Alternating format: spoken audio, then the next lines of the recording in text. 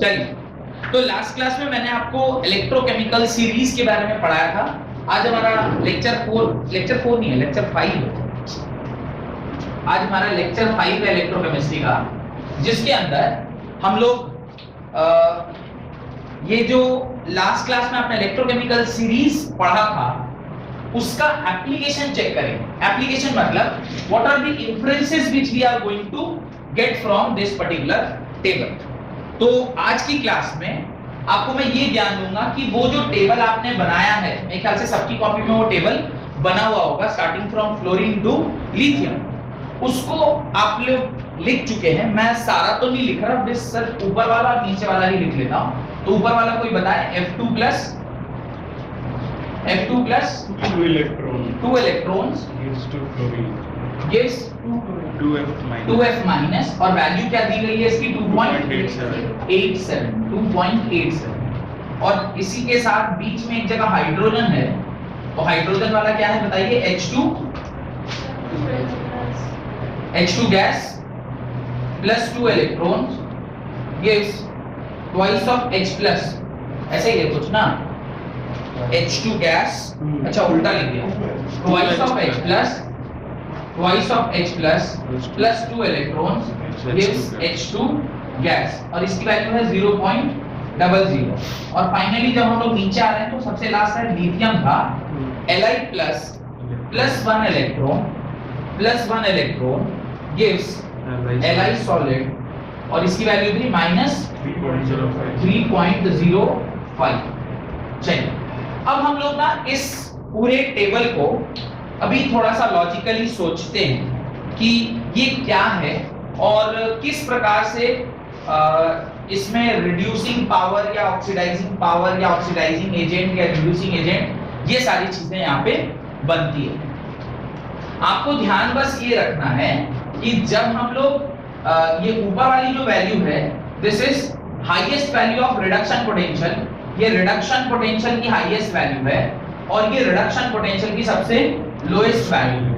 Reduction potential की सबसे lowest value है, ये सबसे कम वैल्यू है, और ये सबसे बड़ी वैल्यू है। ये चीज आपको ध्यान है। तो अच्छा, धन्यवाद आर्यन, तुमने दिखाया कि ये नहीं दिखाई दे रहा है। वेलकम। ये रखना है, काटना है आपका क्या? तो फ्लोरीन वाला जो पार्ट है, इस फ्लोरीन का और लिथियम का, पहले हम लोग कोशिश करते हैं इसके नेचर को समझने का। नेचर मतलब फ्लोरीन क्या चाहता है? फ्लोरीन ऑलवेज चाहता है कि वो इलेक्ट्रॉन को एक्सेप्ट करके फ्लोरीन माइनस में कन्वर्ट हो। इसमें कोई doubt? Fluorine as a element, उसकी टेंडेंसी होती है कि वो इलेक्ट्रॉन को एक्सेप्ट करके फ्लोरीन माइनस में कन्वर्ट हो। रीजन, वो सबसे अच्छा इलेक्ट्रोनेगेटिव एलिमेंट है जिसकी वैल्यू 4.0 के आसपास आती है। तो अगर वो सबसे अच्छा इलेक्ट्रोनेगेटिव एलिमेंट है, यानी इलेक्ट्रॉन होल्डिंग कैपेसिटी उसकी सबसे अच्छी है, तो वो ज्यादा से ज्यादा इलेक्ट्रॉन को एक्सेप्ट करना चाहेगा। Acceptance of electron is what? कोई अगर इलेक्ट्रॉन को एक्सेप्ट करता है तो उसको हम क्या कहते हैं? उसको रिडक्शन बोलते हैं ना, बिकॉज नंबर के घटने का मतलब ही होता है कि वो क्या एलिमेंट के साथ क्या हो गया, वो एलिमेंट रिड्यूस कर गया। वो एलिमेंट क्या कर गया? रिड्यूस कर गया।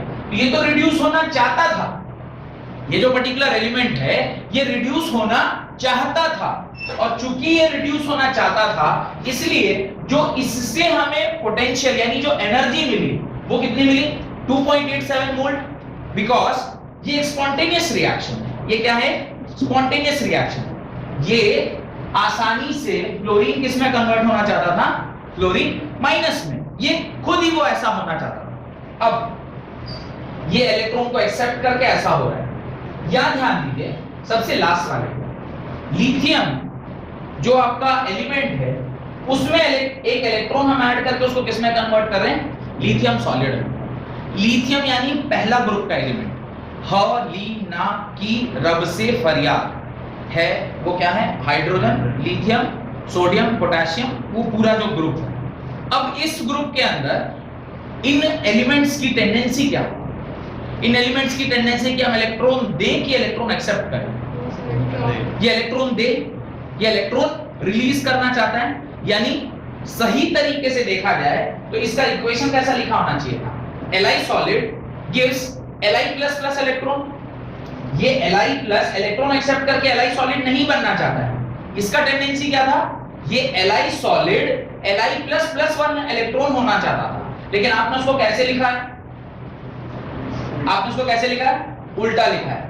यानी ये होना चाहता था ऑक्साइड, माने ये ऑक्सीडेशन इसका होना चाहता था। ये एक इलेक्ट्रॉन देना चाहता था। कोई जो इलेक्ट्रॉन देना चाहता है तो उसका क्या होता है? ऑक्सीडेशन। तो ये इलेक्ट्रॉन देना चाहता था, लेकिन आपने इसको क्या कर दिया? इलेक्ट्रॉन ऐड करा दिया, आपने इसको रिड्यूस करा दिया। तो ये होना चाहता था ऑक्सीडेशन इसका, और ये अगर क्या हो गया? रिड्यूस हो गया, तो इसकी वैल्यू आप देखिए ऑटोमेटिकली क्या आ रहा है? नेगेटिव आ रहा है। यानी इसमें आपको एनर्जी देनी पड़ेगी या एनर्जी रिलीज होगी? एनर्जी देनी पड़ेगी, इसलिए यहां पर क्या आ गया? नेगेटिव साइन आ गया। पहली बात कि पॉजिटिव साइन कहां आता है और नेगेटिव साइन कहां आता है, ये बात आपको समझ में आया नहीं यार?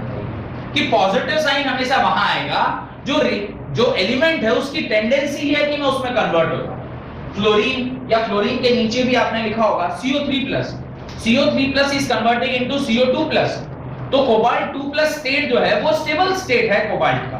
तो अगर वो स्टेबल स्टेट है तो वो उसमें कन्वर्ट होना चाहता है, और अगर वो उसमें कन्वर्ट होना चाहेगा तो वो एक स्पॉन्टेनियस रिएक्शन होगी, और अगर वो स्पॉन्टेनियस रिएक्शन हुई तो वो एनर्जी रिलीज करेगा। तो एनर्जी रिलीज करेगा तो एक पॉजिटिव वैल्यू आपको यहां पर मिलेगी, शायद जिसकी वैल्यू 1.81 ऐसा आपने लिखा होगा टेबल। तो ये बात मुझे समझ में आ गई कि किसी रिएक्शन का अगर वैल्यू, रिडक्शन पोटेंशियल का वैल्यू पॉजिटिव है तो उसका मतलब क्या है, और अगर उसके रिडक्शन पोटेंशियल का वैल्यू नेगेटिव है तो उसका मतलब क्या है। डन। अब ये बात समझने के बाद मुझे ये देखना चाहिए कि किस पर्टिकुलर एलिमेंट का रिडक्शन स्ट्रेंथ या रिड्यूसिंग स्ट्रेंथ ज्यादा होता है और किसका ऑक्सीडाइजिंग स्ट्रेंथ ज्यादा होता है। ठीक है, फिर हम लोग लास्ट में इकट्ठे एक ही बात पॉइंट वाइज ये सारी बातें लिखते हैं। अब आप लोगों को मैंने पढ़ाया है, या मैंने आपसे जब रेडॉक्स चैप्टर क्लास 11th में पढ़ा रहा था तो मैंने आपसे कहा था कि रिड्यूसिंग एजेंट और ऑक्सीडाइजिंग एजेंट हम कैसे पहचानते हैं। ध्यान है कुछ? मैंने एक एग्जांपल दिया होगा, वो एग्जांपल से ही मैं कोशिश करता हूं कि सारे लोगों को वो रिड्यूसिंग एजेंट और ऑक्सीडाइजिंग एजेंट की पहचान कराई। मैंने कहा होगा कभी आप ट्रैवल किए हैं, तो आपने कहा होगा यस सर ट्रैवल किए हैं। फिर मैंने पूछा होगा कैसे ट्रैवल किए, तो लोग टिकट काट के ट्रैवल करते हैं, बिना टिकट काटे आप एक दूसरे जगह कैसे आए। तो अब हर हाथ मोबाइल हो गया है या सब लोग को एक्सेस हो गया है। IRCTC का धन्यवाद देना चाहिए कि अब घर बैठे आप टिकट काट सकते हैं। पहले ऐसा नहीं होता। पहले टिकट काटना मतलब you have to go to ticket counter, आपको रेलवे स्टेशन जाके टिकट काउंटर में टिकट कटाना पड़ता था। तो जो टिकट काट के दे उसको क्या बोलेंगे? Travel agent. वो हमें ट्रैवल कराने का वो एजेंट है। साइबर कैफे में भी जो भैया बैठे होते हैं जो आपका टिकट काटते हैं, वो क्या एक तरह का ट्रैवल एजेंट है। वो आपका टिकट काट के आपको देता है। ट्रैवल कौन कर रहा है? Travel agent. क्या आप ट्रैवल कर रहे हैं? टिकट किसने काटा? ट्रैवल एजेंट ने। यानी अगर ट्रैवल आपको करना है तो ट्रैवल एजेंट ने टिकट काटा है। अगर आप रिड्यूस हो रहे हैं तो आपको रिड्यूस कौन कर रहा होगा? कोई रिड्यूसिंग एजेंट होगा। भाई जैसे ट्रैवल आप कर रहे हैं तो ट्रैवल एजेंट ने आपको ट्रैवल करवाया, वैसे अगर आपका रिडक्शन हो रहा है तो आपको कौन रिड्यूस कर रहा होगा? कोई रिड्यूसिंग एजेंट होगा जो आपको रिड्यूस करा रहा होगा। अच्छा, अगर आप ऑक्सीडाइज हो रहे हैं तो कोई ऑक्सीडाइजिंग एजेंट होगा जो आपको ऑक्सीडाइज करा रहा होगा। बात समझ में आ रही? यानी जो खुद रिड्यूस होता है उसके सामने वाला उसको क्या कर रहा होगा? रिड्यूस करवा रहा होगा, तभी वो रिड्यूस हो रहा है। और अगर मैं ऑक्सीडाइज हो रहा हूं तो जरूर कोई सामने वाला होगा जो मेरे को ऑक्सीडाइज करा रहा होगा, यानी ऑक्सीडाइजिंग एजेंट होगा। ये बात क्लियर हो गई? यानी जो खुद रिड्यूस या ऑक्सीडाइज हो रहा होता है उसके सामने वाला जो पर्टिकुलर सब्सटेंस होता है वही उसको क्या करा रहा होता है? आइदर रिड्यूस या ऑक्सीडाइज करा रहा होता है। तो जो रिड्यूस या ऑक्सीडाइज कराए उसको क्या बोलते हैं? ऑक्सीडाइजिंग एजेंट या रिड्यूसिंग एजेंट बोलते हैं। यहां तक कोई दिक्कत? ये बात समझ में आ गई? अब आप फ्लोरीन को ध्यान से देखिए। फ्लोरीन 0 से कहां जा रहा है? -1। नंबर घट रही है तो इसका क्या हो रहा है? रिडक्शन हो रहा है। अगर ये रिडक्शन हो रहा है तो इसको कोई रिड्यूस करा रहा होगा, तो जो रिड्यूस करा रहा होगा उसको क्या बोलेंगे? रिड्यूसिंग एजेंट बोलेंगे। यानी इसके साथ वाला जो रिएक्टेंट होगा उसको क्या बोलेंगे? Reducing agent. सिमिलरली ये एक्चुअली ऐसा होना नहीं चाहिए, ये तो उल्टा लिखा हुआ है ना, ये तो रिडक्शन पोटेंशियल लिखा है, पर लिथियम क्या चाहता है? लिथियम चाहता है कि उसका क्या हो, ऑक्सीडेशन हो। अगर लिथियम का ऑक्सीडेशन होना है तो ये कहां से कहां जाएगा, 0 से +1, नंबर बढ़ रही है, नंबर बढ़ रहा है तो ये क्या कर रहा है, ऑक्सीडाइज कर रहा है। अगर ये ऑक्सीडाइज कर रहा है तो इसको कोई ना कोई क्या कर रहा होगा, ऑक्सीडाइजिंग एजेंट इसको ऑक्सीडाइज कर रहा होगा। ठीक, यहां तक मेरी बात समझ में आ गई। अब जो ऑक्सीडाइज होता है उसके सामने वाला ऑक्सीडाइजिंग एजेंट, जो रिड्यूस होता है उसके सामने वाला रिड्यूसिंग एजेंट। यहां तक कोई दिक्कत नहीं।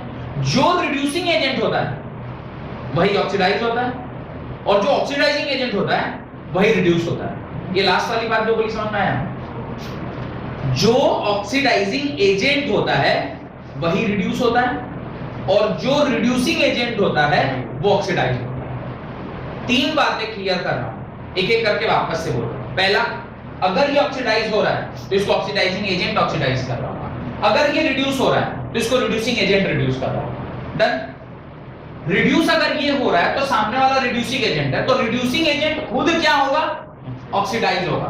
तभी ना ये दोनों को मिला के क्या बोलेंगे, रेडॉक्स रिएक्शन बोलेंगे। Reduction and oxidation taking place simultaneously. तो अगर कोई चीज रिड्यूस हो रही है तो कोई चीज ऑक्सीडाइज हो रही होगी, तब ना इसको रिडक्स, रेडॉक्स और इधर से ऑक्स, रिडक्शन आएगा। तो ये क्या हो गया, अगर ये रिड्यूस हो रहा है तो सामने वाला ऑक्सीडाइज हो रहा होगा, यानी रिड्यूस, अगर फ्लोरीन रिड्यूस हो रहा है तो इसके सामने वाले को हमने रिड्यूसिंग एजेंट कहा, तो रिड्यूसिंग एजेंट क्या होगा, ऑक्सीडाइज। सिमिलरली अगर ये ऑक्सीडाइज हो रहा है तो सामने वाले को क्या बोल रहे हैं, ऑक्सीडाइजिंग एजेंट। इसका मतलब ये क्या हो रहा होगा, रिड्यूस हो रहा होगा। यानी यहां पर मुझे दो बातें ध्यान रखनी है। अगर ये रिड्यूस हो रहा है, अगर ये रिड्यूस हो रहा है तो इसके सामने जो प्रेजेंट होगा वो क्या होगा, रिड्यूसिंग एजेंट, और रिड्यूसिंग एजेंट खुद क्या होगा, ऑक्सीडाइज होगा। ठीक है। सिमिलरली ये अगर रिएक्शन ऐसी लिखी हुई है जहां पर ये ऑक्सीडाइज कर रहा है, तो इसको ऑक्सीडाइज कर कौन रहा होगा, ऑक्सीडाइजिंग एजेंट, और ऑक्सीडाइजिंग एजेंट खुद क्या होता है, रिड्यूस होता है। यानी सबसे अच्छा ऑक्सीडाइजिंग एजेंट या मैं बोलूं रिड्यूसिंग एजेंट आपको कहां मिलेगा, सोचिए ध्यान से। यहां पे ऑक्सीडेशन हो रहा है, तो ऑक्सीडेशन कराने वाला जो एजेंट है उसको क्या बोलेंगे, ऑक्सीडाइजिंग एजेंट। और यहां अगर रिडक्शन हो रहा है तो रिडक्शन होने वाले का एजेंट जो है उसको क्या बोलेंगे, रिड्यूसिंग एजेंट। तो इसका स्ट्रेंथ सबसे अच्छा कहां पर होगा, बिल्कुल नीचे कि बिल्कुल ऊपर। यानी स्ट्रेंथ ऑफ ऑक्सीडाइजिंग एजेंट या स्ट्रेंथ ऑफ रिड्यूसिंग एजेंट, आप ऊपर से नीचे आएंगे बढ़ेगा कि ऊपर से नीचे आएंगे तो घटेगा। ये सवाल मैं आपसे पूछ रहा हूं कि इंक्रीजिंग स्ट्रेंथ कहां पर होगा, रिड्यूसिंग पावर सबसे ज्यादा किसके पास होगा, जो ऑक्सीडाइज हो रहा है वो खुद से तो ऑक्सीडाइज नहीं होता, उसको कोई ऑक्सीडाइज करेगा तो सामने वाला ऑक्सीडाइजिंग एजेंट। लेकिन हम जो रिएक्शन लिखे हैं ये ऑक्सीडाइजिंग का रिएक्शन है, नहीं ये तो रिड्यूसिंग का रिएक्शन है। तो यहाँ यही चीज थोड़ा सा आपको समझना होगा कि जो लास्ट वाला रिएक्शन है, हमने रिडक्शन का रिएक्शन लिखा है या ऑक्सीडेशन का रिएक्शन लिखा है, ये रिडक्शन का रिएक्शन है। तो अगर ये रिड्यूस हो रहा है, इसकी टेंडेंसी क्या है, ऑक्सीडाइज होने की, पर हमने लिखा कैसे है इसे, रिड्यूस होने का। ये थोड़ा सा कंफ्यूजिंग है ना, मेरे को समझ में आ रहा है, आप लोग का चेहरा देखते हुए समझ में आ रहा है। चलिए ठीक है, मैं इसको ऑक्सीडेशन के टर्म में लिखता ही नहीं, मैं इसको रिडक्शन के टर्म में लिखा। ये रिड्यूस हो रहा है, पर इसकी टेंडेंसी थी क्या रिड्यूस होने की, इसकी टेंडेंसी नहीं थी रिड्यूस होने की। यानी अगर ये रिड्यूस हो रहा है तो इसके सामने वाले को क्या बोलेंगे, रिड्यूसिंग एजेंट बोलेंगे। ठीक है, ये रिड्यूस हो रहा है तो इसके सामने वाले को क्या बोलेंगे, रिड्यूसिंग एजेंट बोलेंगे। ये रिड्यूसिंग एजेंट इसको रिड्यूस कर पा रहा है लेकिन उसकी वैल्यू क्या है, हाईली नेगेटिव। सिमिलरली यहां पर अगर रिडक्शन हो रहा है तो इसके सामने वाले को क्या बोलेंगे, रिड्यूसिंग एजेंट बोलेंगे। यहां वाला जो रिड्यूसिंग एजेंट है और यहां वाला जो रिड्यूसिंग एजेंट है, इसमें ताकतवर कौन है, यही हमें सोचना है ना, कि ये रिड्यूसिंग एजेंट ताकतवर है या ये रिड्यूसिंग एजेंट ताकतवर है। ये रिड्यूसिंग एजेंट का इसमें खास कोई कंट्रीब्यूशन नहीं है, तो खुद ही होना चाहता था, ये तो खुद ही रिड्यूस होना चाहता था। इसमें रिड्यूसिंग एजेंट क्या करेगा, ये रिड्यूस होना नहीं चाहता था, फिर भी इसको रिड्यूस कर दिया, तो ये ज्यादा ताकतवर है। तो जैसे जैसे आप ऊपर से नीचे आ रहे होते हैं, आपका रिडक्शन पावर या रिड्यूसिंग एजेंट का पावर या रिडक्शन पावर वो क्या होता जाता है, बढ़ता जाता है। और जैसे जैसे आप नीचे से ऊपर जाते हैं, आपका जो ऑक्सीडाइज करने का पावर है या ऑक्सीडाइजिंग पावर जो है वो आपका क्या होता है, बढ़ता जाता है। अब आप ऑक्सीडाइजिंग पावर क्यों बोलेंगे, ये एक्चुअली हो रहा है रिडक्शन, इसके सामने वाला कौन था, रिड्यूसिंग एजेंट, लेकिन यहाँ पे वैल्यू ये कि ये तो खुद ही होना चाहता था, तो ये ऑक्सीडाइज होना के लिए आपको क्या करना पड़ेगा, ताकत लगाना पड़ेगा, तो उसका स्ट्रेंथ सबसे ज्यादा कहां होगा, ऊपर, और रिड्यूसिंग पावर का सबसे स्ट्रेंथ कहां होगा, नीचे। ये चीज ध्यान में आया नहीं, समझ में आया? बस बेसिक चीज ध्यान रखना है कि ऑक्सीडेशन का मतलब क्या, रिडक्शन का मतलब क्या। पहला, ऑक्सीडेशन का मतलब जो इलेक्ट्रॉन रिलीज करे या एक्सेप्ट करे, रिलीज करे, और रिडक्शन का मतलब जो इलेक्ट्रॉन एक्सेप्ट करे। अगर कोई ऐसा एलिमेंट है जो खुद से इलेक्ट्रॉन एक्सेप्ट करना चाहता है, जैसे फ्लोरीन, क्लोरीन, ब्रोमीन, आयोडीन, ये सब इलेक्ट्रॉन को एक्सेप्ट करना चाहता है क्योंकि इलेक्ट्रोनेगेटिव एलिमेंट। अगर वो खुद से इलेक्ट्रॉन को एक्सेप्ट कर रहा है तो उसको आपको रिड्यूस कराने के लिए मेहनत करना पड़ेगा, वो खुद ही खुद हो जाए। उसको ऑक्सीडाइज कराना होगा तब हालत खराब, उसको ऑक्सीडाइज कराना होगा तब हालत खराब। डन? यानी जो खुद से फ्लोरीन माइनस बन रहा है वो खुद से रिड्यूस होना चाहता था, तो इसका रिड्यूसिंग एजेंट जो पावर ऑफ रिडक्शन है, ये जरूरत ही नहीं, खुद ही रिड्यूस हो रहा है, तो आप उसको क्या एडिशनल पावर देके क्या उसको रिड्यूस करेंगे। लेकिन अगर इसी की बात करें तो जो जितना अच्छा रिड्यूस करता है वो खुद क्या होता है, ऑक्सीडाइजिंग एजेंट। जिसका रिडक्शन हो रहा होता है वो खुद क्या होता है, ऑक्सीडाइजिंग एजेंट। तो अगर मैं बोलूं कि फ्लोरीन ऑक्सीडाइजिंग एजेंट की तरह कैसा बिहेव करेगा, सबसे पावरफुल, क्योंकि जो खुद रिड्यूस होता है वो सामने वाले को क्या करता है, अगर मैं खुद रिड्यूस हो रहा हूं तो सामने वाले को क्या करूंगा, ऑक्सीडाइज कराऊंगा, तो मैं एक बहुत अच्छा ऑक्सीडाइजिंग एजेंट हूं। इसकी बात करें, ये क्या है, ये खुद से ऑक्सीडाइज होना चाहता था, पर आपने इसको क्या कर दिया, रिड्यूस करा दिया।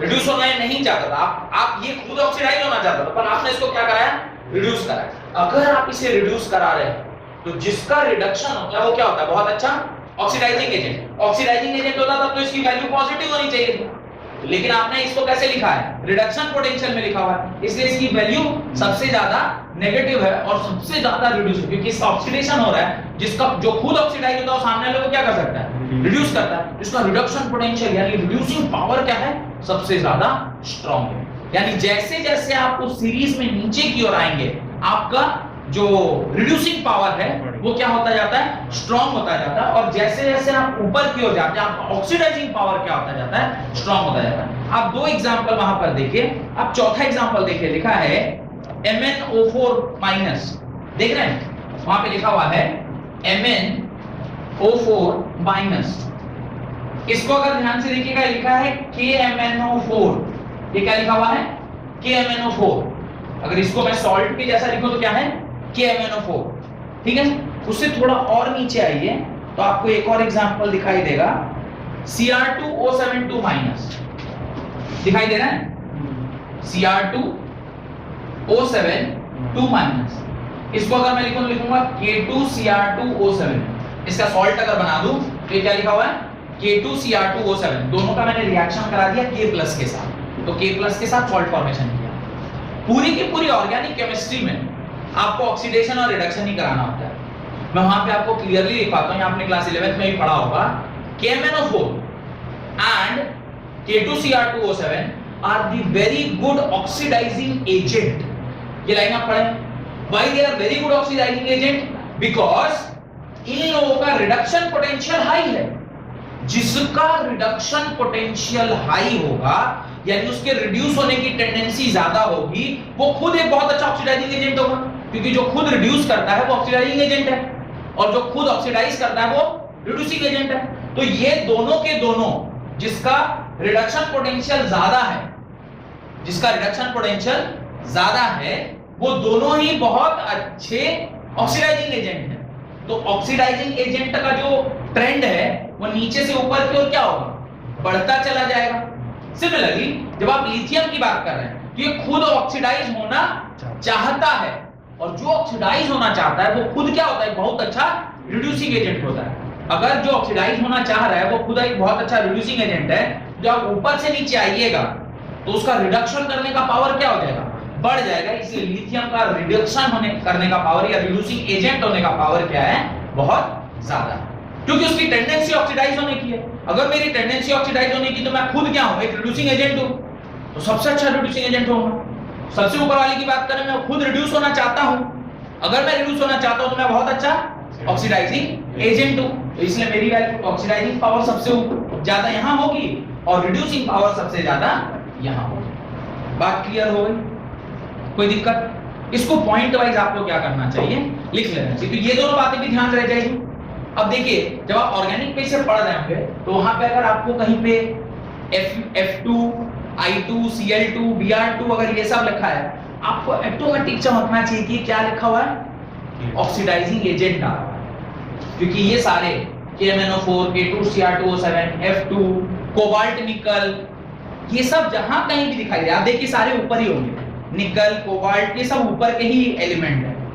अगर ऐसा कुछ आपको दिखाई दे तो आप डायरेक्टली क्या बोलोगे, ये सब क्या है, बहुत अच्छा ऑक्सीडाइजिंग एजेंट है।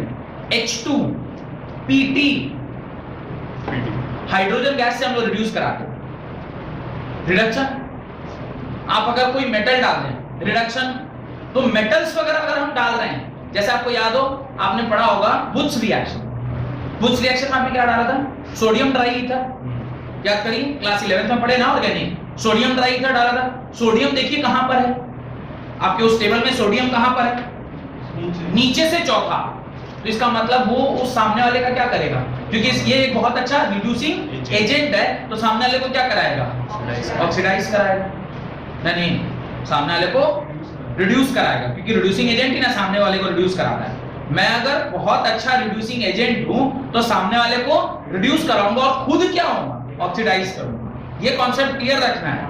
अगर मैं रिड्यूसिंग एजेंट हूं तो सामने वाले को रिड्यूस कराऊंगा और खुद ऑक्सीडाइज हो जाऊंगा। तो सोडियम ऑक्सीडाइज होके सोडियम प्लस में कन्वर्ट होगा और सामने वाले को क्या कर देगा, रिड्यूसिंग एजेंट है तो सामने वाले को रिड्यूस कर देगा। डन। तो वो जो रिएक्शन हमने वुड्स रिएक्शन पढ़ी थी, वहां पे हमने सोडियम लिया था। तो ऑर्गेनिक में जितने भी रिएक्शन हम पढ़ रहे हैं, वो सारे के सारे रिएक्शन में जो हम लोग वो देखे होंगे ना, एरो के ऊपर कुछ कुछ चीजें लिखते हैं, वो लिखते वक्त क्या लिखा गया है, उसका क्या रीजन है, आप इस टेबल से भी बहुत कुछ कॉम्प्रिहेंड कर सकते हैं कि वो क्यों वहां पे ऐसा लिखा है। डन। बात समझ में आई? एक पूरा एक बार क्लियर हो गया, पॉजिटिव वैल्यू कब होती है, नेगेटिव वैल्यू कब होती है, रिडक्शन पोटेंशियल पॉजिटिव होने का क्या मतलब है, रिडक्शन पोटेंशियल नेगेटिव होने का क्या मतलब है। अच्छा, अगर मैं इसको बोलूं -3.05 उसका रिडक्शन पोटेंशियल नेगेटिव है, ऑक्सीडेशन पोटेंशियल क्या होगा, 3.05। अगर मैं बोलूं ये रिडक्शन पोटेंशियल 2.87 है, तो इसका ऑक्सीडेशन पोटेंशियल क्या होगा। अच्छा, अगर ऑक्सीडेशन पोटेंशियल नेगेटिव है, उसका क्या मतलब, किसी का ऑक्सीडेशन पोटेंशियल नेगेटिव है, जरूरी नहीं ना ऐसे ही आपसे सवाल पूछे, आपसे तो कुछ भी पूछा जा सकता है। अगर किसी का ऑक्सीडेशन पोटेंशियल नेगेटिव है, उसका क्या मतलब, क्यों ऑक्सीडाइज होना नहीं चाहता, वो क्या होना चाहता है, रिड्यूस होना चाहता है। किसी का रिडक्शन पोटेंशियल नेगेटिव है, उसका क्या मतलब है, वो ऑक्सीडाइज होना चाहता है, लेकिन आप उसको जबरदस्ती रिडक्शन में लिखे हुए हैं, तो बेचारा नेगेटिव वैल्यू दे रहा है। डन। आपको ये समझ में आ गया कि किसका रिड्यूसिंग पावर ज्यादा है, किसका रिड्यूसिंग पावर कम है, किसका ऑक्सीडाइजिंग पावर ज्यादा है, किसका ऑक्सीडाइजिंग पावर कम है। तो आपको रिडक्शन क्या, ऑक्सीडेशन क्या, रिड्यूसिंग पावर क्या, ऑक्सीडाइजिंग पावर क्या, ट्रेंड क्या, और इसके पॉजिटिव नेगेटिव का मतलब क्या, इतनी सारी बातें अगर इस टेबल से आप क्लियर कर लिए तो आपका काम खत्म। और कुछ आपको यहां से सीखना है, एक एक करके इस सारी बातों को हमें लिखना होगा। राइट। मैं अपने मन से लिखा रहा हूं, इसलिए धीरे धीरे लिखवा रहा हूं, आप सिर्फ उसको पॉइंट वाइज लिखते जाइए। Point number 1, the positive value of reduction potential indicates that the positive value of reduction potential indicates that the reaction is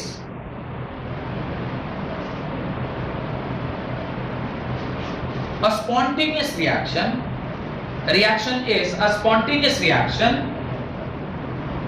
in which the element has the tendency to get reduced. The element has the tendency to get reduced.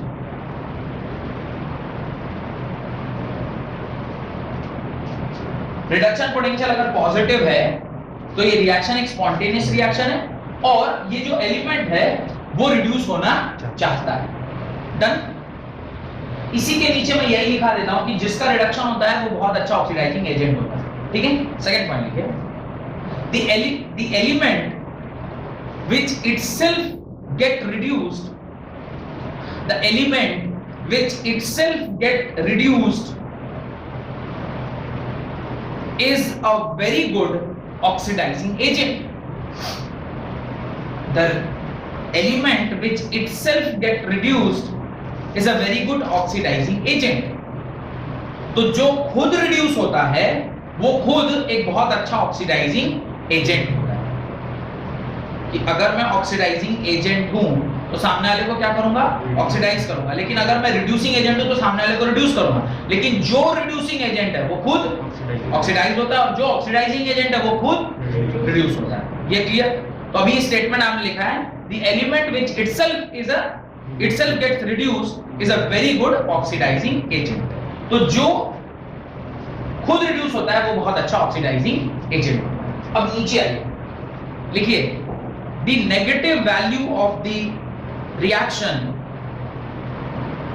the negative value of the reduction potential indicates that the negative value of the reduction potential indicates that the reaction is non-spontaneous. The reaction is non-spontaneous.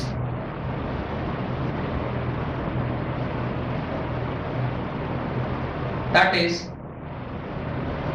the tendency of the element is of getting oxidized. The tendency of the element is of getting oxidized rather than reduce. लिखा आपने क्या है, reduction reaction लिखा है, पर इसके negative value का ये मतलब है कि एक्चुअली क्या होना चाहता था, ऑक्सीडाइज होना चाहता था, पर आपने क्या लिख दिया, रिड्यूस लिख दिया। तो रिड्यूस चूंकि लिखे हैं इससे वैल्यू नेगेटिव आई, अगर आप इसका ऑक्सीडेशन लिख कर रहे होते तो इसकी वैल्यू क्या आती, पॉजिटिव आती। सेंस बन रहा है। चौथा पॉइंट आप लिखें, the element which itself gets oxidized, the element which itself gets oxidized is a very good reducing agent.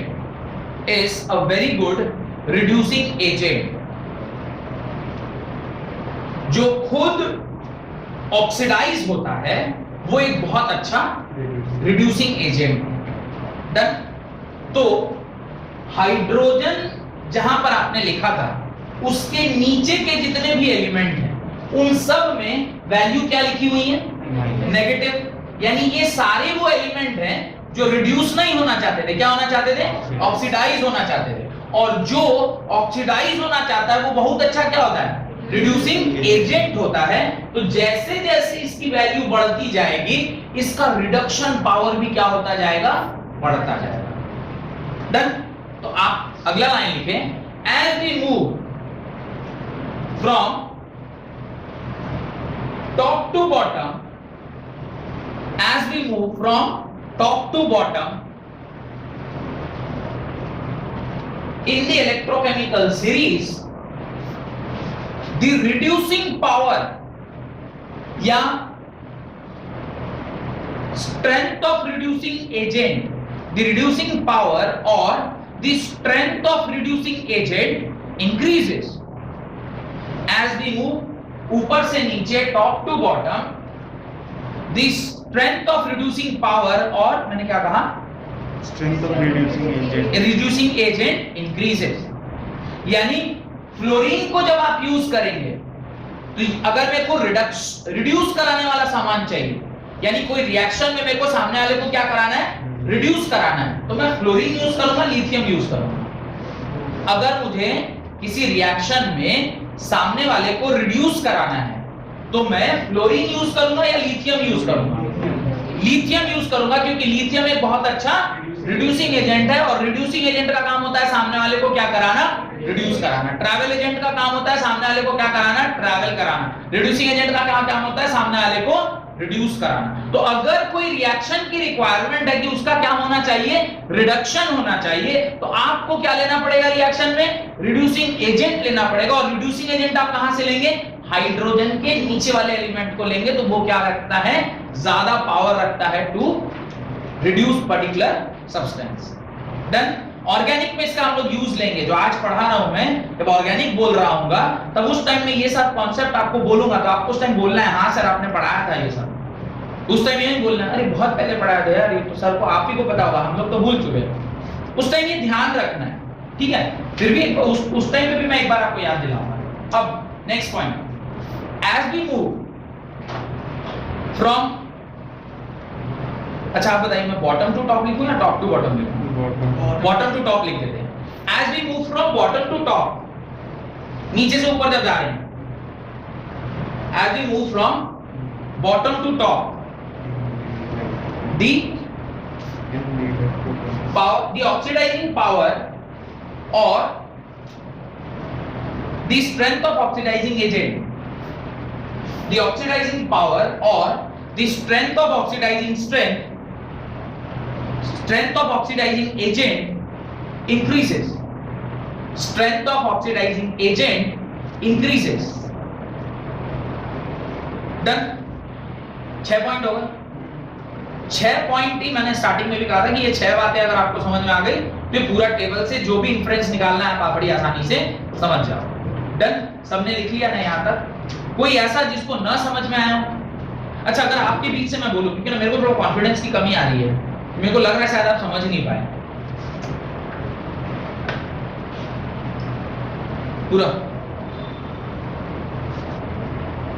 सब लोग पक्का? तो मैं क्यों बोलूं, समझाओ, समझाएंगे, बोलिए। जो खुद एक रिड्यूसिंग एजेंट होता है, ठीक है, ये स्टेटमेंट इन्होंने क्या बोला, जो खुद एक रिड्यूसिंग एजेंट होता है वो सामने वाले को रिड्यूस करता है और खुद ऑक्सीडाइज होता है, ठीक है। तो फिर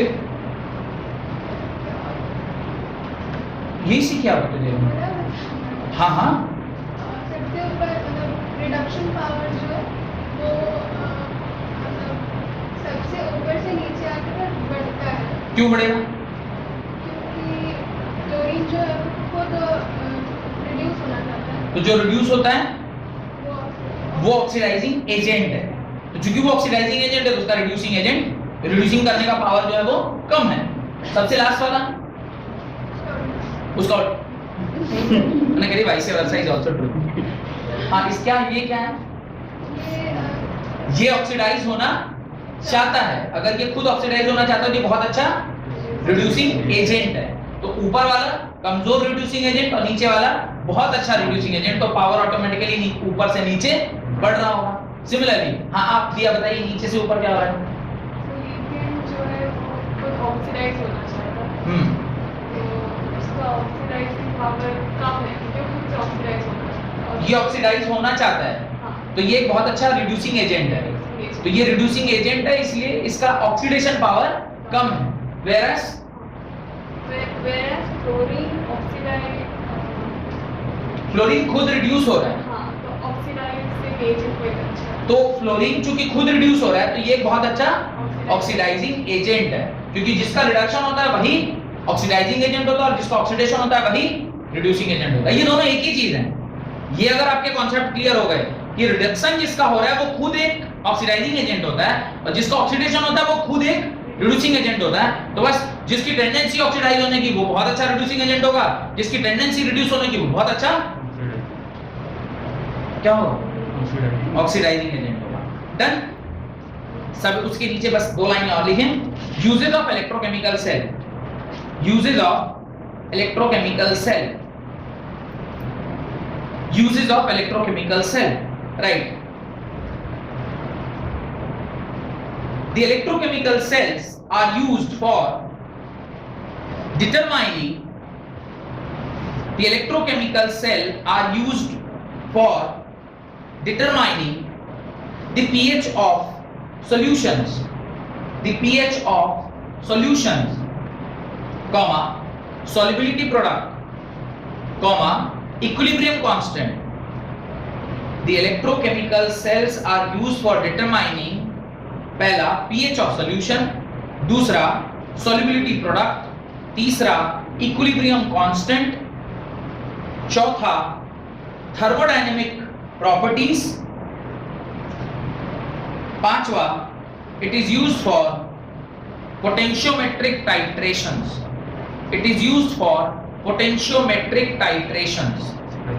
potentiometric potentiometric,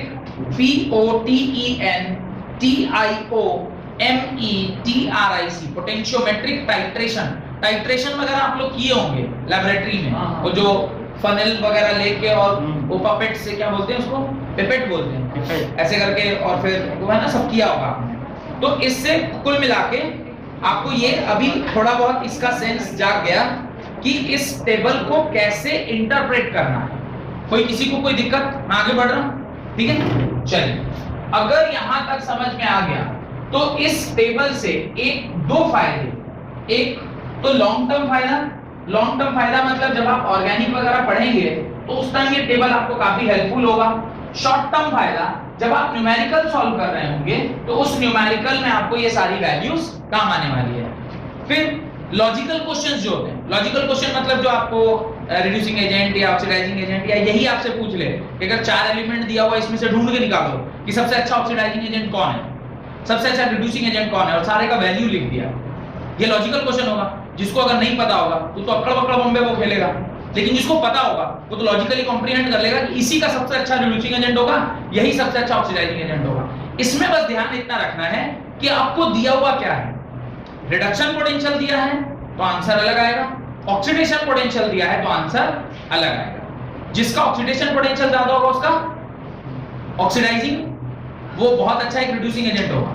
जिसका ऑक्सीडेशन पोटेंशियल ज्यादा वो बहुत अच्छा रिड्यूसिंग एजेंट, जिसका रिडक्शन पोटेंशियल ज्यादा वो बहुत अच्छा ऑक्सीडाइजिंग एजेंट। ये भी एक इन्फ्रेंस आप यहां से निकाल सकते हैं। सर जो आप बोले उसमें हम लोग को वैल्यू दिया रहेगा तो बता सकते हैं, सीधे वैल्यू देके बता दीजिए। वैल्यू नहीं दिया रहा तो वैल्यू नहीं दिया तो फिर रटने वाली बात होगी। फिर तो आपको याद रखना होगा कि ये टेबल थोड़ा सा ध्यान रखना होगा। तो ये जो इतना थोड़ा याद रख सकते हैं, क्लोरीन ये सब ऊपर के 4-5, फिर नीचे के 4-5 और बीच के 4-5 कि सिर्फ नाम, ये नहीं कि आपको ये याद रखना है कि उसकी वैल्यू क्या है, क्या रिएक्शन होगी, एंड नाम याद रखना है। ऐसे भी फ्लोरीन सबसे इलेक्ट्रोनेगेटिव ऊपर ही आएगा, उसके बाद ही फिर कहीं क्लोरीन आएगा, फिर कहीं ब्रोमीन आएगा, फिर थोड़ा नीचे आयोडीन आएगा।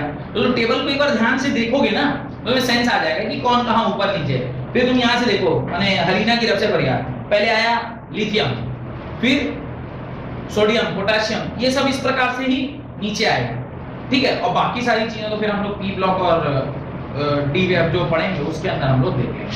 हेडिंग डालिए आज की क्लास का सबसे important concept, Nernst equation, NERST,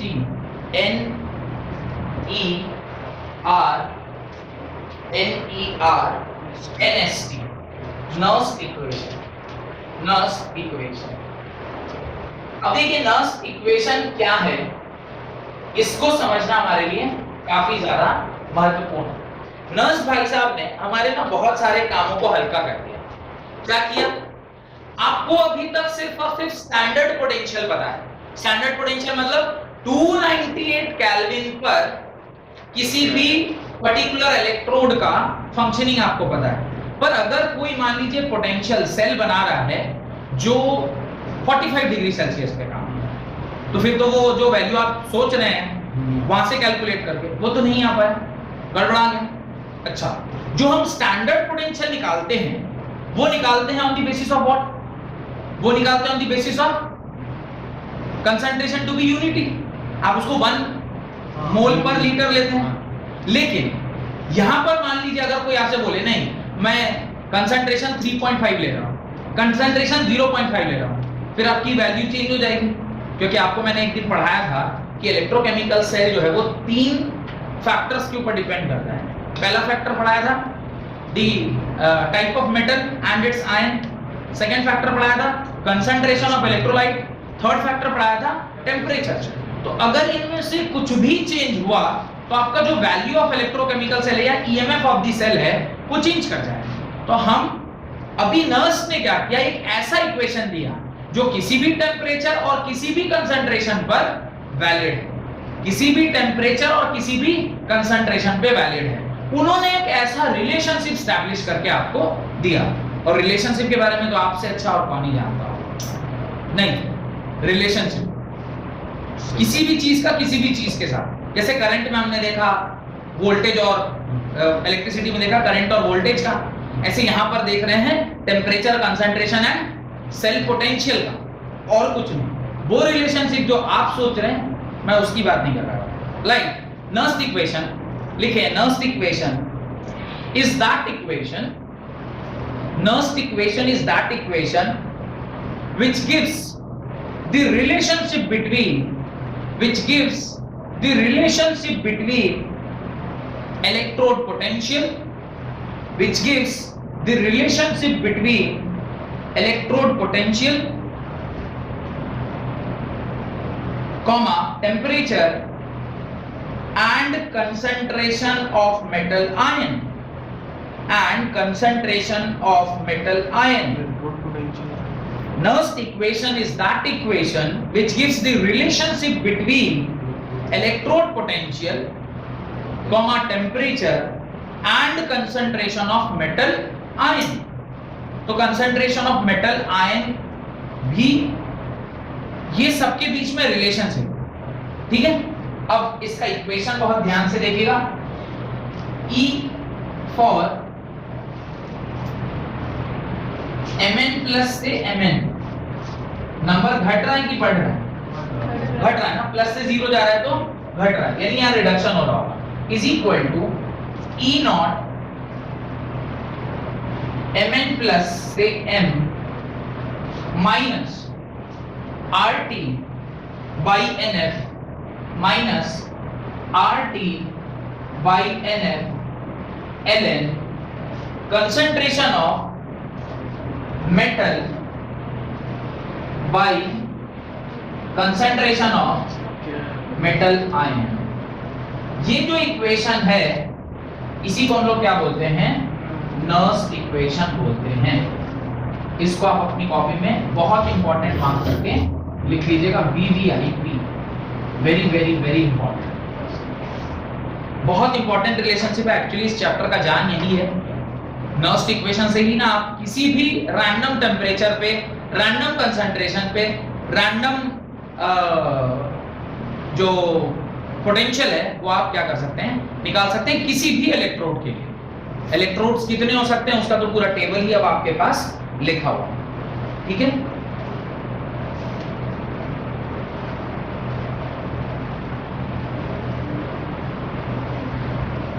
This equation is known as Nernst equation. इसके नीचे लिखिएगा, this equation is known as Nernst equation.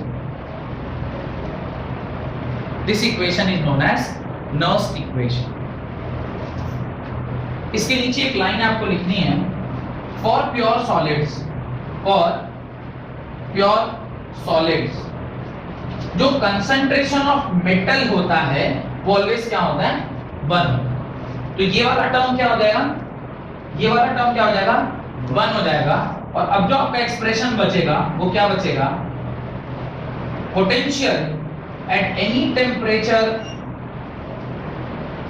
T is equal to standard reduction potential of that particular metal minus gas constant into temperature, n is number of moles of electron being exchanged, F is Faraday's constant, ln 1 upon concentration of ion in the electrolyte। ये अब आपका नया equation बन के आ गया। This is the new equation when you have put the value of M as 1। ये metal solid, अब देखिए जो जितने भी आपने अभी तक सेल रिएक्शन लिखे हैं उसके अंदर आपने ये लिखा होगा ना कि copper 2+ is converting into copper solid and zinc solid is converting into zinc 2+। तो वो जिंक सॉलिड इधर था और उधर कॉपर सॉलिड बन रहा था। दोनों पढ़ा। तो कॉपर सॉलिड और जिंक सॉलिड का कंसंट्रेशन क्या मानेंगे? 1 मानेंगे। ठीक है, for pure solids the concentration is taken as 1। तो ये हमने 1 लिख लिया। डन। अब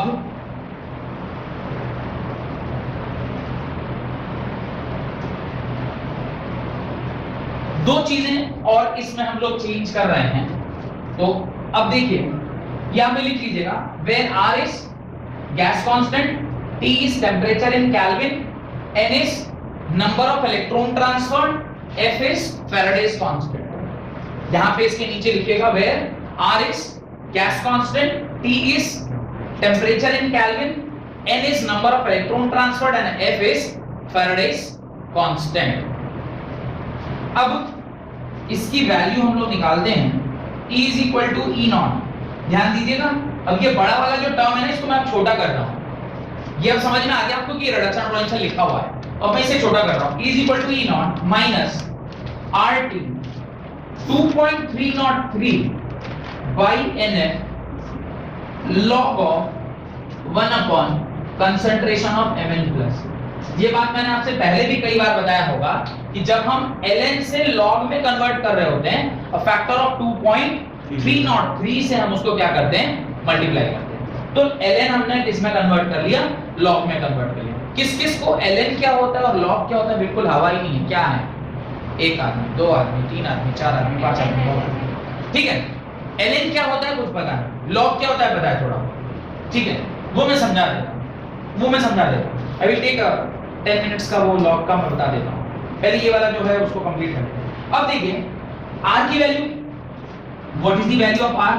E is equal to E naught minus, ध्यान से देखिए, r की वैल्यू होती है 8.314 इनटू टेंपरेचर तो आप नहीं डाल सकते, 2.303 होल डिवाइडेड बाय n भी आप नहीं डाल सकते, f की वैल्यू होती है 96500। ये सारी वैल्यूज आपको पता रहती है, ये ध्यान है। R is 8.314, this is 2.303, this। अच्छा, टेम्परेचर अगर मैं 298 ले लूं, कितना ले लूं? 298 यानी स्टैंडर्ड ले लूं, तो ये log of 1 by concentration of Mn plus ऐसा लिख सकते हैं, कोई दिक्कत? अब देखिए E is equal to E naught minus ये भी वैल्यू, ये भी वैल्यू, ये भी वैल्यू, ये भी वैल्यू, सिर्फ एक n जो है वो क्या है? अननोन है। पर ध्यान रखिएगा ये वाला कब है? At T is equal to 298 kelvin पर ही। ठीक है, ऐसा नहीं कि आप कहीं भी ये वाला इक्वेशन यूज करने लग जाइएगा, ये वाला आप कहीं भी यूज कर सकते हैं, पर जो अभी लिख रहा हूं वो तभी है जब आपने वहां पर क्या डाला है? 298 डाला है। इधर लिखिए, उधर नहीं दिख रहा किसी को। किसको? हमको नहीं दिख रहा है, हम ऐसे दूर सोएं तो फिर नहीं दिखेगा। वो दिख जाएगा, मैं मुंह से भी बोल रहा हूं। तो इसकी वैल्यू होती है 0.059 by n log of 1 upon concentration of Mn plus। ये आपका फाइनल इक्वेशन जब हमने उसमें क्या किया? सारा वैल्यू पुट कर दिया। कोई स्टेप ऐसा जिसमें आपको डाउट हो रहा हो तो बोलिए। ये नर्स इक्वेशन है। इस नर्स इक्वेशन में m की वैल्यू 1 डाली क्योंकि सॉलिड का कंसंट्रेशन कुछ नहीं होता है, आप लिक्विड्स का कंसंट्रेशन पता करते हैं, सॉलिड का कुछ कंसंट्रेशन है, इसलिए उसको हमने क्या ले लिया? 1। यहां पर हमने 1 पुट कर दिया, ये आपका नर्स इक्वेशन बन गया। इस नर्स इक्वेशन में वेरिएबल क्या क्या है? वेरिएबल मतलब एक टेंपरेचर वेरिएबल है और n वेरिएबल है। r कांस्टेंट, ये तो ऑलवेज कांस्टेंट ही होगा ना, 8.314 is standard value.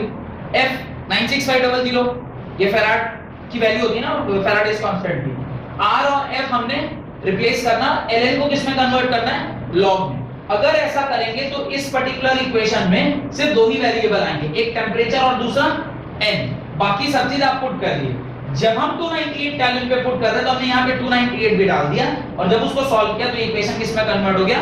E is equal to E naught minus 0.059 by n log of 1 upon Mn concentration of ion।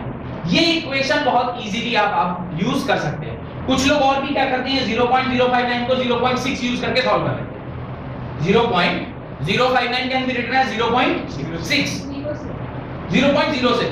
तो इसको आप आसानी से यूज कर सकते हैं। मतलब अप्रोक्सीमेशन यूज करके आप इसे यूज कर सकते हैं। तो इसको आप अपने डब्बे में बंद कर लीजिए। ये आपका फाइनल एक्सप्रेशन है।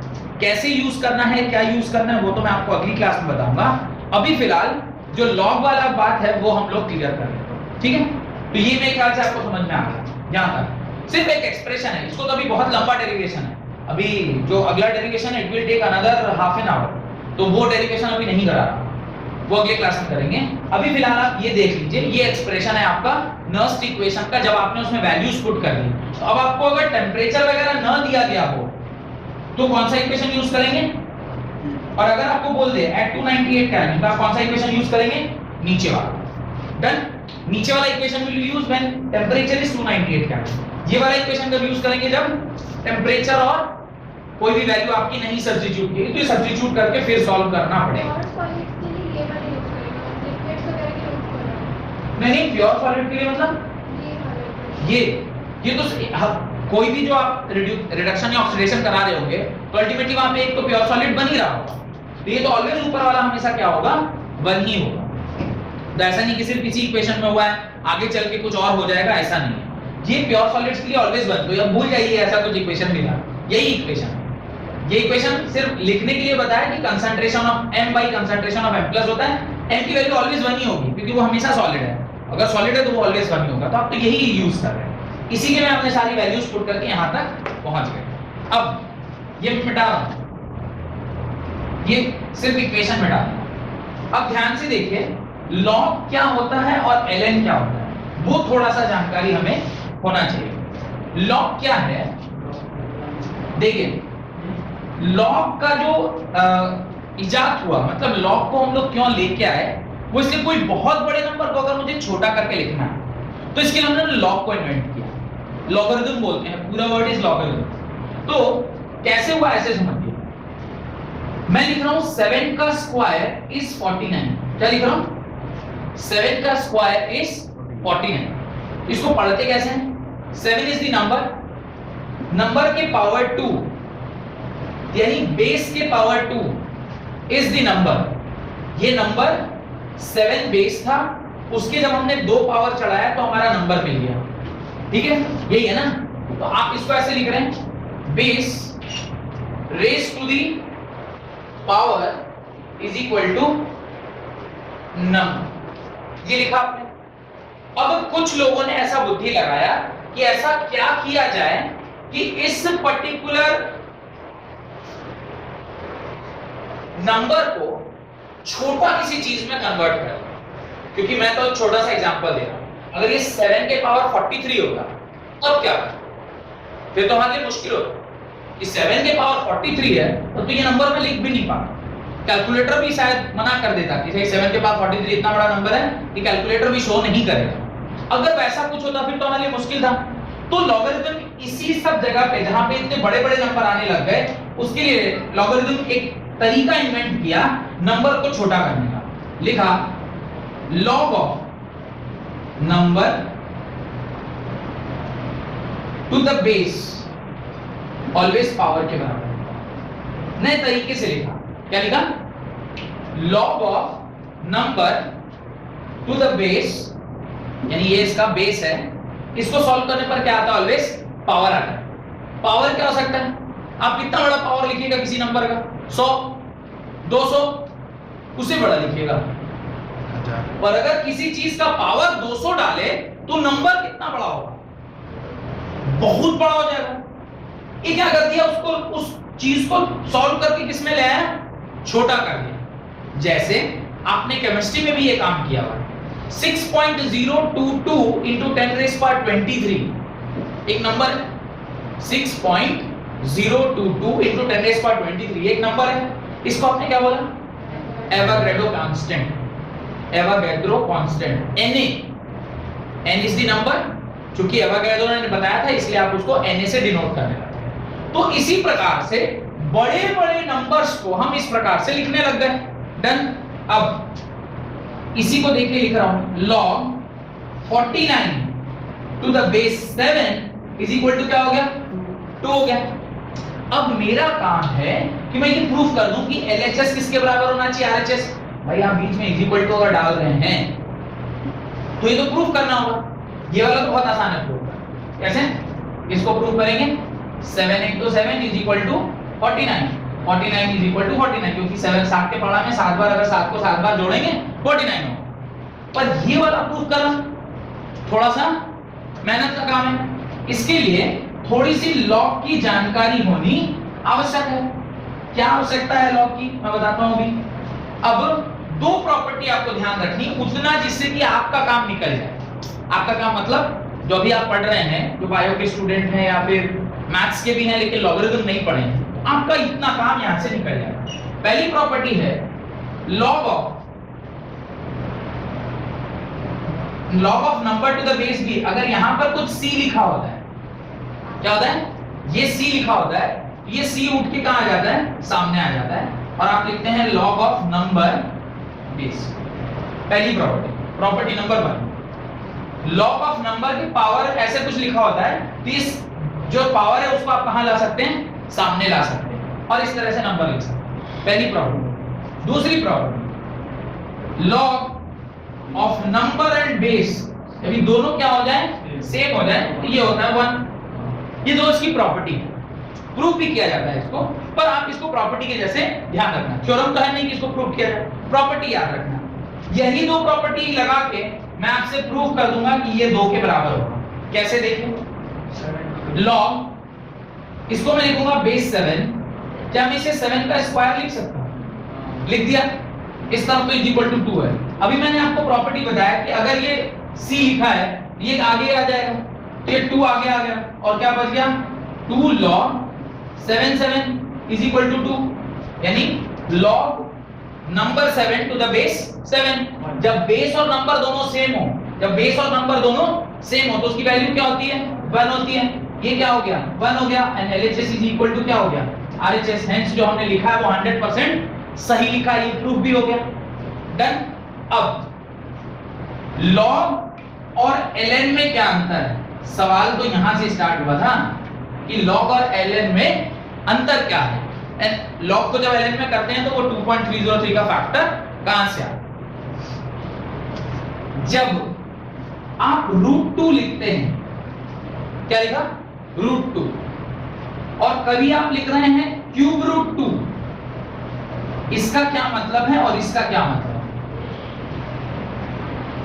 इसका मतलब है 2 के पावर 1/2, इसका मतलब है 2 के पावर 1/2। हो सकता है आपको थोड़ा कंफ्यूजन हो, इसलिए मैंने इस नंबर को 5 कर दिया ताकि आपको डाउट नहीं हो कि सब 2 2 2 2 दिख रहा है। 5 के पावर 1/2 लिख सकते हैं, और इसको क्या लिखेंगे? 5 के पावर 1/3। कोई दिक्कत? यहां तो 3 दिख रहा है, यहां 2 दिख रहा है, तो आप कैसे समझे यहां 1/2 होगा? यहां तो 3 दिख रहा था ना कि क्यूब रूट था, तो आप इसको 1/3 लिखिए। यहां 2 दिख रहा था नहीं, फिर आप 1/2 कैसे लिख दिए? तो एक जनरल कन्वेंशन हमारे दिमाग में ऐसा सेट है कि कुछ नहीं लिखा रहता, इसका मतलब क्या है? 2 लिखा हुआ, x लिखा हुआ, और एक जगह क्या लिखा है? 5x लिखा है। एक जगह लिखा हुआ है x और एक जगह लिखा है 5x। तो जब 5x लिखा है, मैं बोलूंगा ये 5 into x है, लेकिन अगर कुछ नहीं लिखा तो भी 1 into x लिखा है कि नहीं लिखा है? जनरल कन्वेंशन है ना, हम उसको सेल्फ अंडरस्टूड मानते हैं कि अगर कुछ नहीं लिखा है तो 1 into x लिखा हुआ है। जैसे ये 5 into x है, कुछ नहीं है माने 1 लिखा हुआ है। जैसे ये √2 है माने √5 है, तो ये 1/2 लिखेंगे क्योंकि ये स्क्वायर रूट है, ये क्यूब रूट है। कुछ नहीं लिखा तो आपने क्या मान लिया? स्क्वायर रूट मान लिया। ऐसे ही जब खाली कहीं पर log लिखा रहता है तो इसका हम ऑटोमेटिकली मानते हैं कि इसका बेस क्या है? ऑटोमेटिकली। कैसे? जैसे ऑटोमेटिकली ही मान लिए, ऑटोमेटिकली ही मान लिए। कुछ नहीं लिखा रहता है log में तो उसका बेस क्या मानते हैं? 10 मान, उसको बोलते हैं नेचुरल लॉगर, सॉरी उसको बोलते हैं बेस 10। अब वो बेस क्या क्या हो सकता है? कुछ भी हो सकता है, 1 से 0 से लेके कहीं तक जा सकता है। जब वो बेस, log का बेस नेचुरल नंबर e हो जाए, log का बेस नेचुरल नंबर e हो जाए, तो इसी को छोटा में हम लोग कैसे लिखते हैं? ln लिखते हैं। यानी कहीं अगर ln लिखा है तो ये कन्वेंशन माना जा रहा है कि ln का मतलब होता है log का नेचुरल बेस। तो ln का मतलब समझ में आ गया। नेचुरल बेस जब हो, यहां पे कितना बेस था 7, यहां पे कितना है 10। जब नेचुरल बेस हो, बेस हमारा नेचुरल नंबर हो, दैट इज का वैल्यू होता है 2 पॉइंट समथिंग समथिंग 2.3, जो मैथ्स के टीचर ज्यादा अच्छा बता पाएंगे। सर 2 पॉइंट कितना था? देख लीजिएगा, इसका कुछ एक वैल्यू होता है, e की वैल्यू होती है। ये जब नेचुरल नंबर यहां हम डालते हैं तो ये किसका के बराबर कहलाता है? ln के बराबर। तो ये log का नेचुरल बेसिस ln, और हमें बेस चेंज करना है, इसको किसमें कन्वर्ट करना है? इसमें कन्वर्ट करना है। तो कितने से मल्टीप्लाई करते हैं? 2.303 से।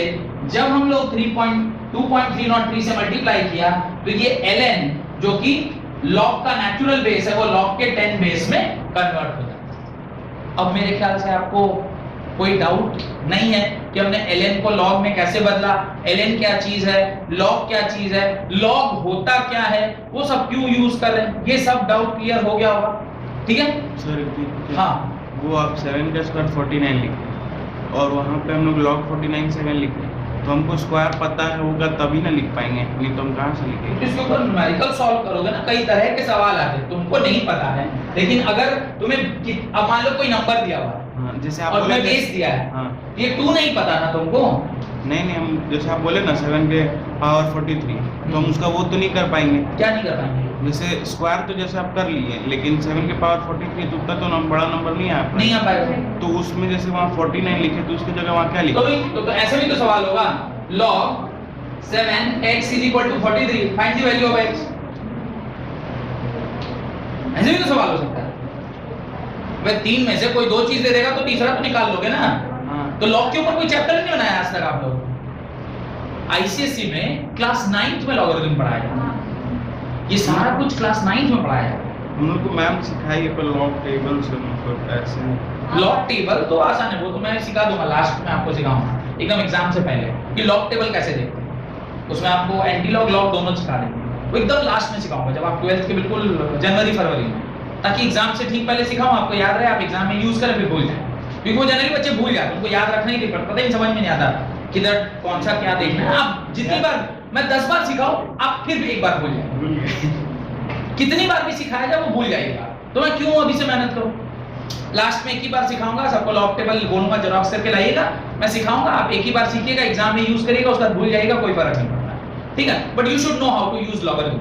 लेकिन ये जो लॉग है इसके ऊपर पूरा एक्सरसाइज है, अगर आप अपने आप को अपग्रेड करना चाहते हैं, क्लास 9th की ML अग्रवाल उठाइए, उसमें 10वां 11वां कुछ एक चैप्टर है, 9th चैप्टर है लॉगरिथम, उसको जरूर एक बार सॉल्व कीजिए, कुछ नहीं, एकदम स्टार्टिंग से पढ़ना है। स्टार्टिंग मैंने बेसिक बता दिया, इस बेसिक के ऊपर आप क्या करिए, उसको पढ़ते चलिए। स्टार्टिंग में तो वो भी समझाया होगा ना, बुक है तो वो भी तो समझाया होगा, वो समझा रहा है, जैसे जैसे प्रॉपर्टीज को यूज करने के लिए बोल रहा है, वो एक प्रॉपर्टी सिखाएगा, उसके नीचे 4-5 सवाल होगा, फिर एक प्रॉपर्टी होगी, फिर 4-5 सवाल होगा, फिर एक प्रॉपर्टी, फिर 4-5 सवाल, वो उसको सॉल्व कीजिए, और जब वो पूरा सॉल्व एग्जांपल हो जाएगा, फिर आप क्या जाइए एक्सरसाइज के ऊपर, और एक बार उस एक्सरसाइज को लगा लीजिए, उतना कॉन्फिडेंस आ जाएगा आपके अंदर। क्या 11th 12th में भी, मैथ्स में तो होगा यार लॉगरिथम, आप लोग तो यूज कराते होंगे मैथ्स में लॉग, हाँ सब में लॉग होगा। अब लॉग आपको पता ही नहीं साला, तो लॉग कोई लगाएंगे कैसे आप, ये तो गलत है ना, पहले लॉग पढ़ाना चाहिए।